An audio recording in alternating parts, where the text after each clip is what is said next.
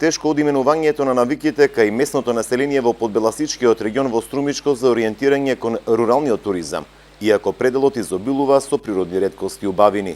Гости од земјава и странство секојдневно ги посетуваат, но за жал ретко кој останува на повеќе денови. Туристичките водичи тврдат дека заради неиздавање на соби од локалното население, мора да се ограничуваат на помали групи туристи од странство. Меѓутоа доаѓаат и групи од по 40-50 луѓе, каде што нормално ограничени сме со ноќевањето и на жалост не може да бидат сместени во селото. Ако повеќе семејства го следат примерот на Костадин, сигурно ќе има приходи и за нив многу поголеми и предпоставувам дека со поголема посетеност овој регион ќе биде многу попознат. Дека мора да се менуваат навиките кај локалното население, констатираат и угостителите. Според нив, ретко кој од жителите изработува сувенири, ракотворби и домашни преработки за туристите што доаѓаат.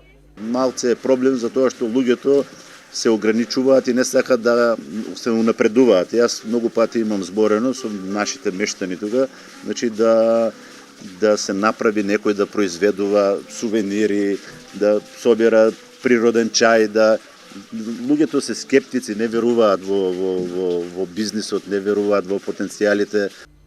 Во општина Ново Село свесни се за овој проблем, тврдат дека природните убавини на Беласица не се доволно искористени за развој на туризмот. Ние се трудиме да обезбедиме повеќе дневен престој, да може да створиме услови и капацитети кои ќе можеме туристите да издржиме повеќе дневно да бидат присутни тука.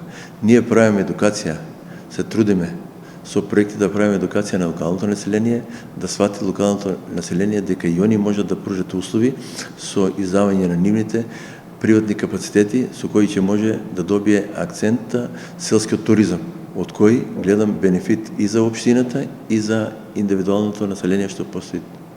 Габровскиот, Колешинскиот и Смоларскиот водопад, заедно со Мокринските извори, Моноспитовското мочуриште, но и дел од археолошките локалитети, се дел од убавините и природните реткости во Подбеласичкиот регион, како основа за развој на селскиот туризам во Струмичко.